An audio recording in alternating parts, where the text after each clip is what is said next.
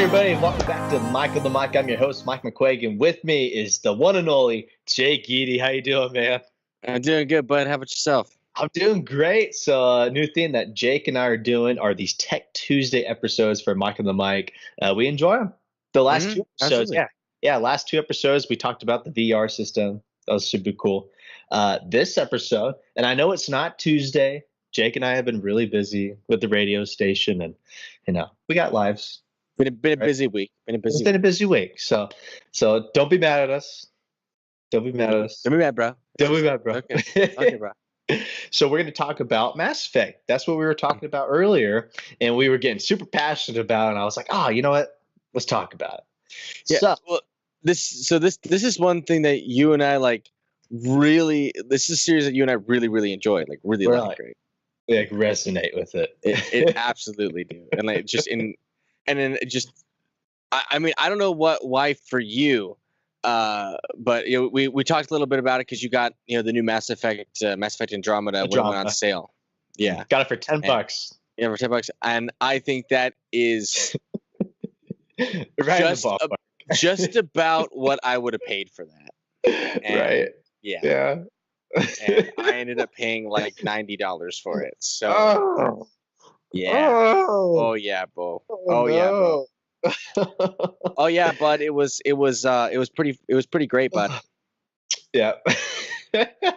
Okay, hey, I got it though, and you know what? Like, I haven't had like super blatant complaints about it.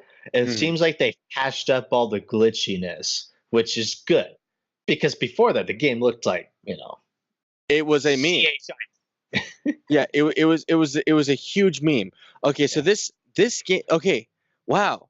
So I just pulled up the thing real quick here. Yeah. So Mass Effect 3 for I guess for all systems came out on March 21st of 2017. Okay. So that's like what that's a year. That's a little over a year ago. Yeah. So yeah, they better have had it fixed. Yeah. In the time that they've had, because man, those glassy eyes. Yeah, it's pretty bad. It was just it looked like fish people. It was weird. Yeah, I remember watching. Yeah, I watched Angry Joe did a review on it. It was, you saw some wacky stuff, man. Yeah, it was ridiculous. Yeah. I've got the strategy guide book. I've got the hardback. I've got I've got the model of the ship and everything of the of all. The Tempest. Like I said, the Tempest. Yeah, I've got the Tempest there. I almost said Normandy. I have a Normandy actually. I've got a Normandy SR1 and SR2. That's the OG, man. That's the OG one. But see, here's the thing. So for Mass Effect, getting on like how much I actually love it. So like I told you earlier, very few series really have like resonated with me like this to where I've wanted to get more of it. And like this is the first and honestly one of the only video game franchises that I have like actual swag, actual merchandise that I bought other than like the pre-order bonuses and stuff that you get for the games. Mass Effect is Bay. It's huge, absolutely. I got my Omniblade over there actually. I'll go grab my Omniblade in a second. But yeah. So. Oh my gosh.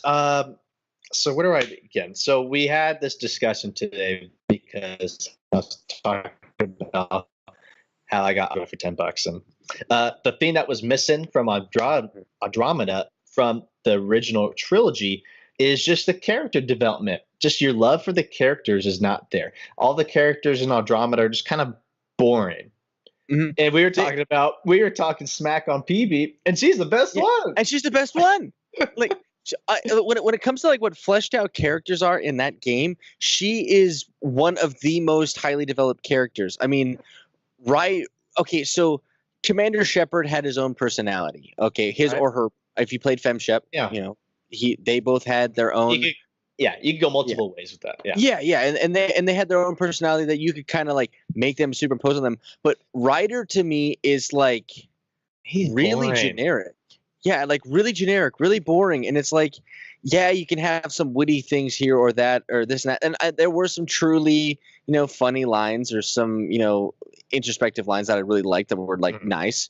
But I just it was like, you're Commander Shepard, you're not. Man. I know. It's just, I don't mind the story though of Odrama. No. I think it's a great plot. The worlds are cool. Some of the things you can do are pretty cool. It just seemed like they rushed the game. I think a lot of people were like, not wanting them to rush it, but I felt like they had a lot of pressure on themselves to get the game out as soon as possible. Yeah. And we were and you were saying earlier the quote about how a rushed game is always a crappy game. It's always a bad game. Yeah. Yeah. It was Shigeru Miyamoto, the inventor of creator of Mario and Zelda, and basically, like I said, our childhoods. Yeah. He said that a rushed game, so a game that is delayed, will turn out to be a good game, or will turn out to be a better game. Yeah. Okay. Whereas a rushed game will always be a bad game. It will always be that way. And I firmly believe in that.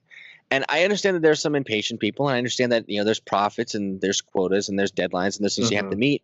But for me personally, like, that game was almost like, okay, so mechanically it was playable, but like everything else it was nigh unplayable for me at moments. Yeah, and I bet for you were the kind of the guinea pig. You got like the first game out, and so I bet it was really bad. Oh, it was so rough. Like, oh man, I went and I played. So I played a male shepherd is what I played. So I figured, okay, well, I'll do a female rider this time. I'll play a female rider. Or you played a male rider. Yeah. So I went and played female this time because I was like, okay, I want to see what just have another perspective. And she looked like a baseline, like her eyes were like this, like she had no eyelids whatsoever, and she stared at everybody like this. And it was like the emotions were like it was terrifying. Yeah. And I'm like, what is this? And so I was like, okay, maybe this is just a oversight. And so I went and I played it again. I played like the first just little bit with a male character, and it was the same way. And I was like, how can it be this bad? Who quality controlled this? No. It's just, it broke my heart. And you know what? Mass Effect has broken my heart since the ending of 3. Yeah. And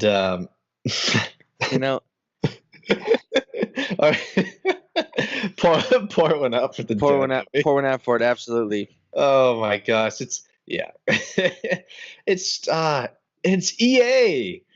Yeah, and I don't want to be bagging on companies here. Oh, no. EA totally deserves it. They ruined it. Right. Yeah, they ruined like everything. That's just what EA does. I know. And they ruined Battlefront. Mm-hmm. They ruined Star Wars. They ruined Star Wars. They ruined Star Wars. Like, why? It's like, why? So you can squeeze out another couple $100,000 from a couple $1 million from players because they have to do these microtransactions because of your loot boxes and your artificial padding. But I don't want to get on EA right now because that is we'll be here for hours. We'll save that for next week. Yeah, okay. Another one. Hated it. Yeah. So this is the episode why we hated it. You guys can tune in next episode for why we love it. All right. Look at that. And there you go. We built 2 episodes in there right now. Boom. Well, thank you guys for tuning in. I'm Michael and Mike. This is Jake Giddy. Stay tuned for part 2 of the love-hate for the Mass Effect series. So see you guys next time. Thanks.